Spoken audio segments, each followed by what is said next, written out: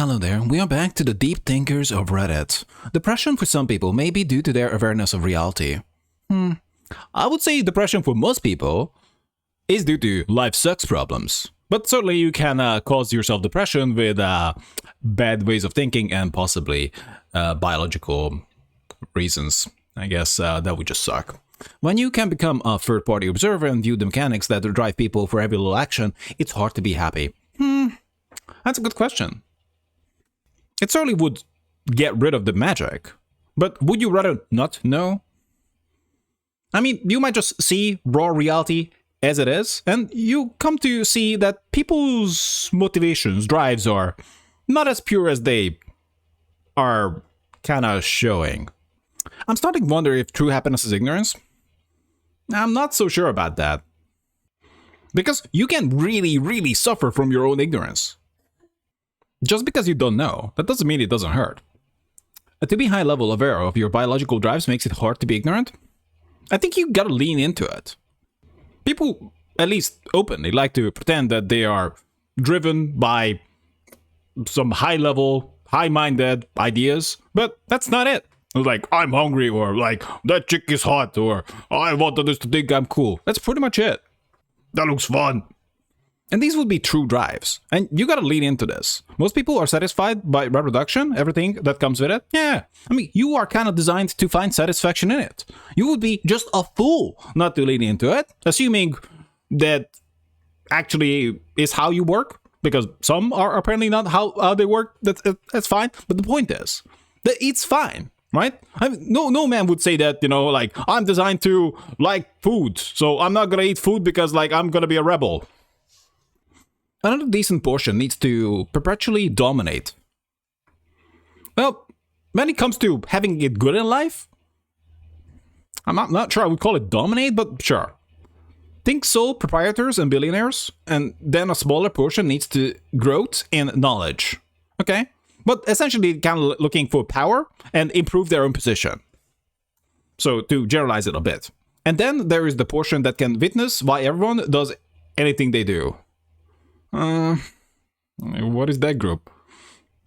So a good way to conceptualize it would be that assuming the same life, so same quality of life for let's say that same person, it's gonna duplicate them, would knowing about more things that are potentially upsetting, but also they might know about reality more, but that's not necessarily upsetting though. So suppose I know about a cool tourist spot, then it's not gonna depress me.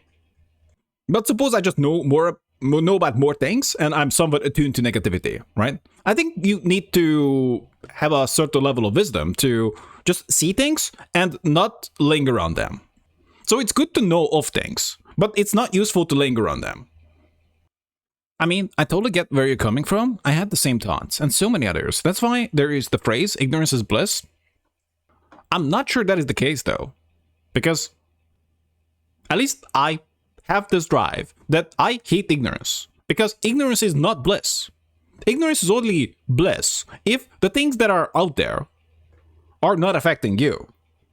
So suppose there is like an X thing and I don't know about it. And if I knew about the X thing, then possibly my mood would be lower. But suppose this X thing could be dangerous or they affects me negatively. Then ignorance is clearly not bliss here. I'm just ignorant that I'm suffering. So suppose the question would be, suppose even if you could do nothing, would you rather not know? No. That certainly would not make me happy. At least personally, I would rather know, even if potentially I can't do anything. At least that give me a sense of control, I suppose. Do you have any thoughts on why evolution would produce people to be so aware to the point where they are not conducive to propagation? Well, the thing is, it's not about your happiness, but your survival, right? If lions are nearby, you might not be happy to know that, but you would be wise to, and it would be useful to know that. There is a scale of neuroticism that people tend to fall on. My neuroticism is rather low. But there are people whose neuroticism is rather high. So they are always on the lookout for stuff. And I tend to be more like, okay, the lions are there, whatever, man, just keep going. But I still kind of want to look, right? It doesn't really bother me that much. The possible con of low neuroticism would be that you might not look as much or might not do as much about it. But also potentially it could be like, okay, the lions are there, I'm just gonna keep doing my thing. So it's a hit and miss.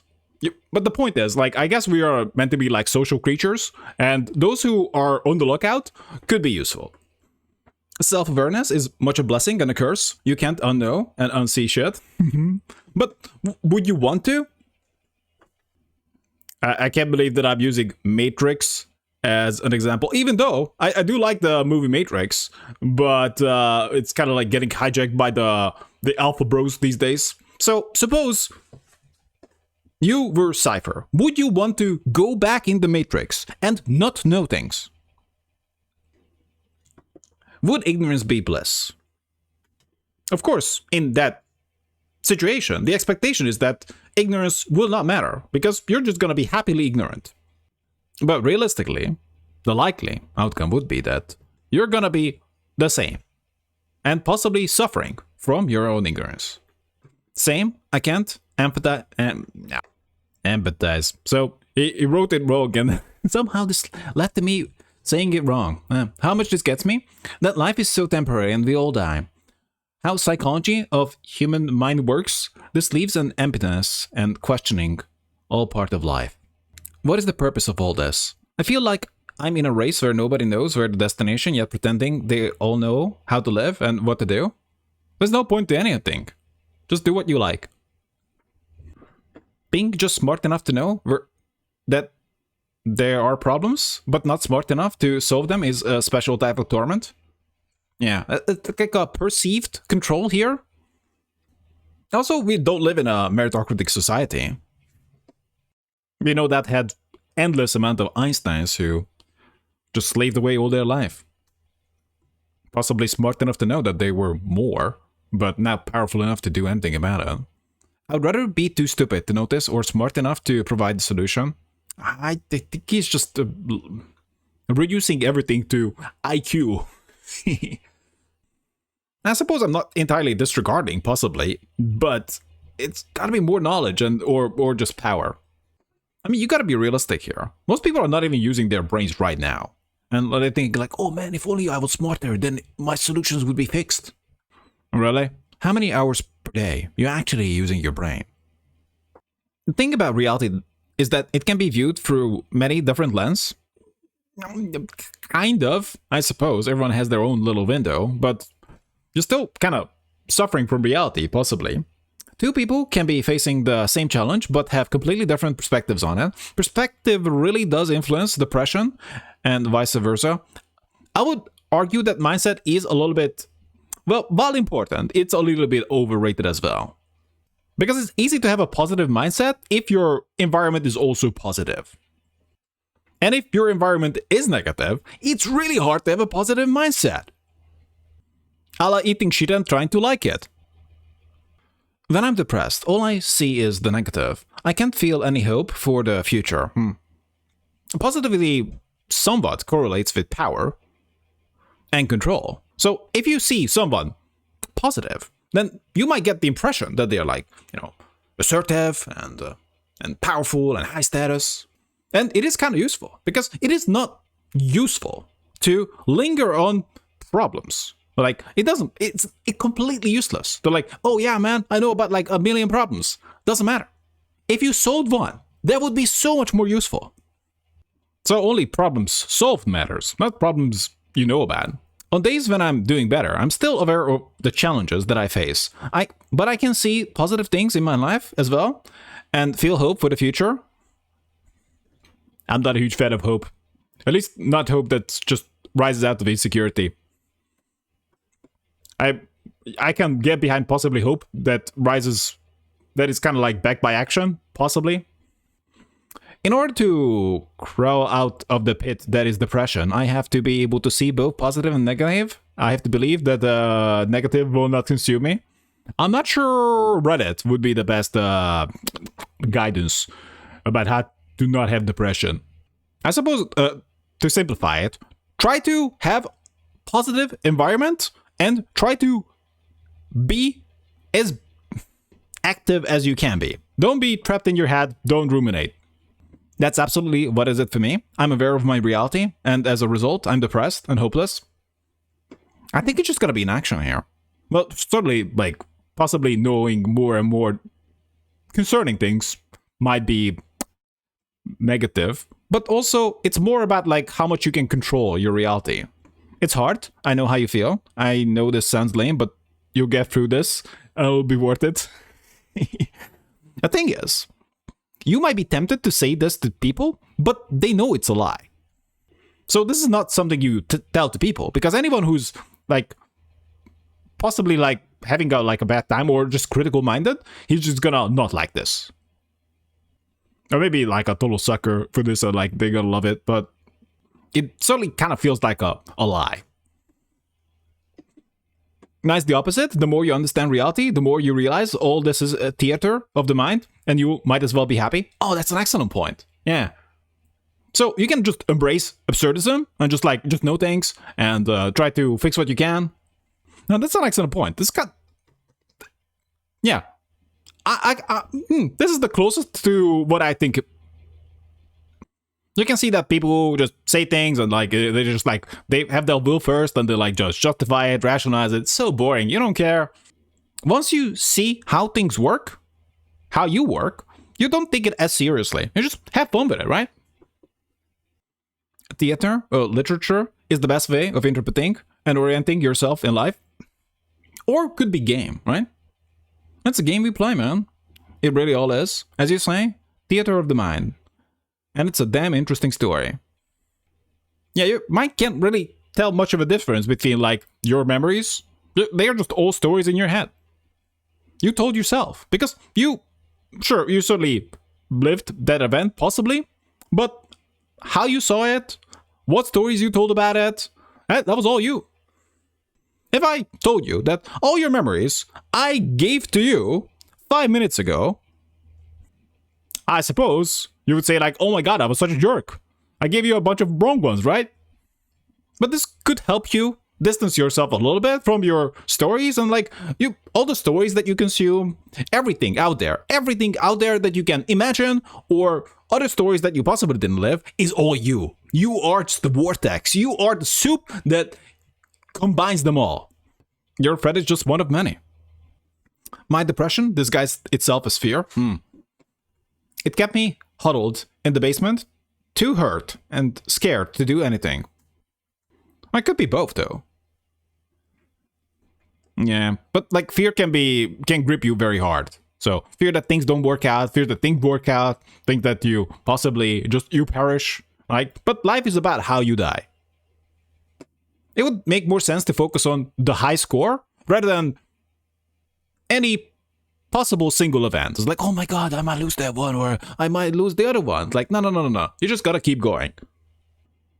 I think these days I don't really care about fear.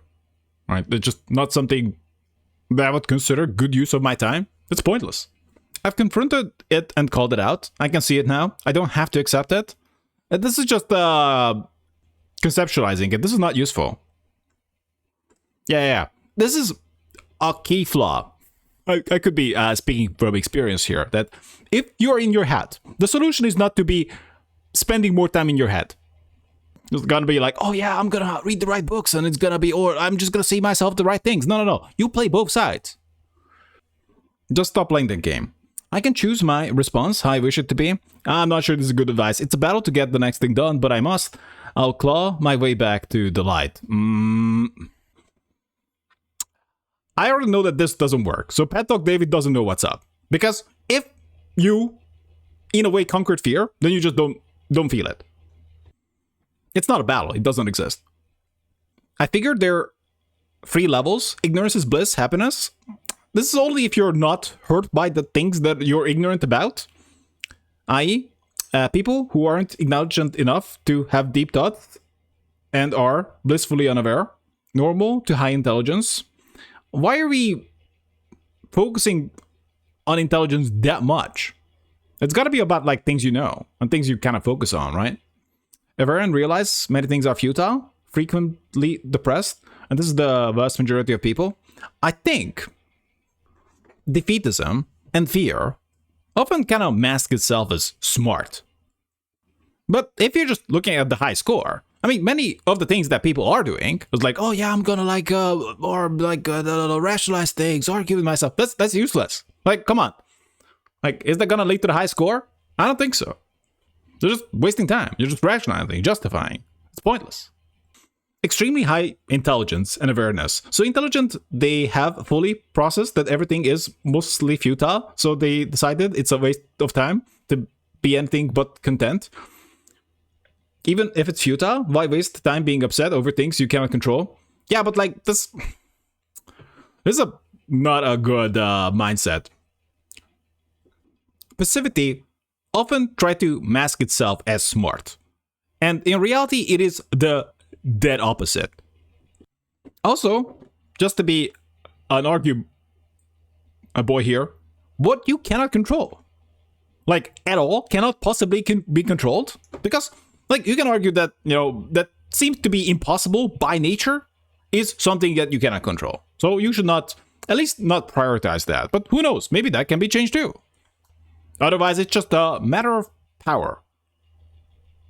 There's also another saying I love. The devil is in the details. I don't know. I don't like one-liners. Not only does this stay in similarity with happiness is ignorance, but it suggests something else. It asks, can you handle the devil? And even when you say you can you accept it when you can't? What's the point of this? I guess someone who, with OCD genetically, you just laugh, because what else was there? It's pointless. Just don't be in your head. I think a lot of people who are depressed realize how alone they are in how different they feel and or think in comparison to the majority. Being aware is a huge aspect of this predilection, considering that many people who are depressed isolate.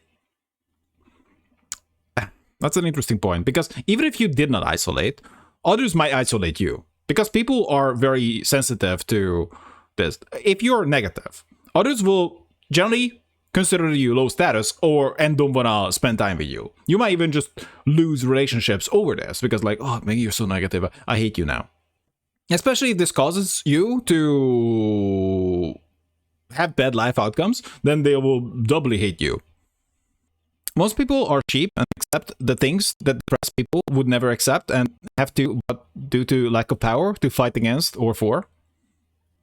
I certainly want to go against the general trend here that depression equals smart.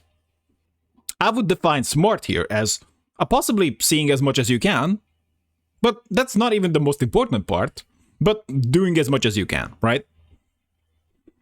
Knowing about more things would be generally useful, assuming there is no opportunity cost to it, and there is usually an opportunity cost to it. So if you can know about one problem and solve it, that will be much more useful than if you knew about 5 problems. You know what really drives depression? Sitting in rush hour traffic, looking at all those people trying to scratch and claw their way forward for a couple feet. It's like some feet that they got ahead of you. You start thinking, why am I even doing this? This is so dumb. Yeah, this could be a good point.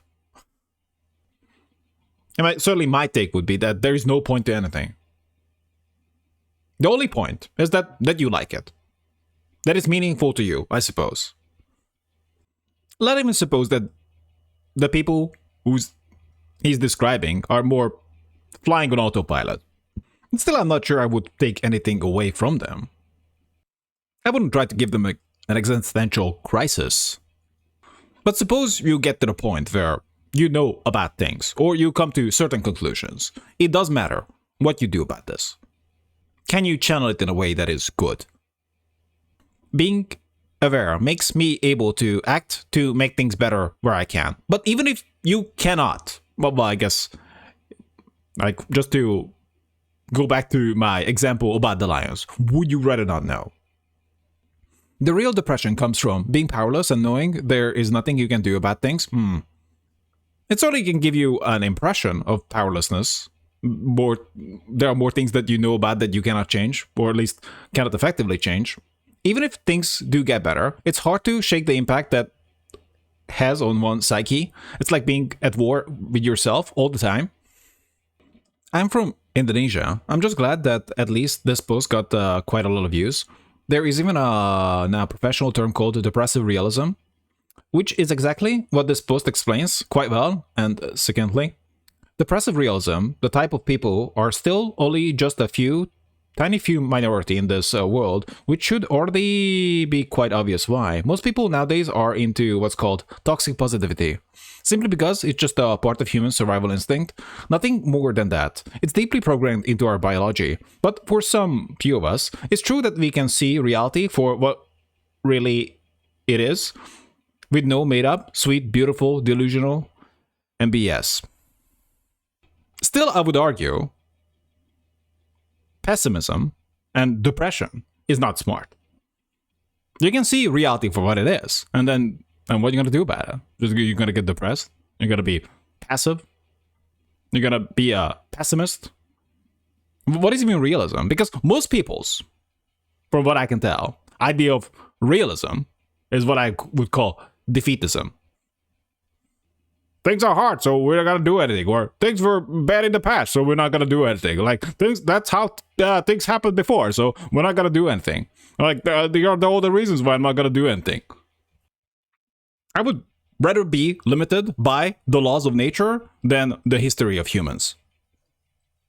Life is meaningless and full of lie, hardship, unpredictability, and ends ultimately in death. Well, at least one can try to do as much as possible not to harm others in a broad context, as well as veganism and antinatalism. I guess we never get assisted, you know what, because the empathy is rare and people above find it lucrative having other people working for them and not giving an easy and painless way out. But this is kind of more like mindset. So this guy could be a good example of possibly having mindset problems. Because in this case, certainly would not be rational to have this mindset. It's kind of like self-referential, self-justifying. If life is meaningless, why not just have the most awesome one possible? And I kind of have the same problem with consequentialism as well. Determinism. That if life is determined, why not just not have an awesome life? Like it was determined to be. It was like, oh yeah, man, I'm gonna show that I have control by doing nothing. Sure, but would that be effective? And what are you really proving there? So I would argue most people care more about being right than effective. All those justifications, all those rationalizations, all their mindsets are all pointless. Just do what you like. Don't take it too seriously. This is a game.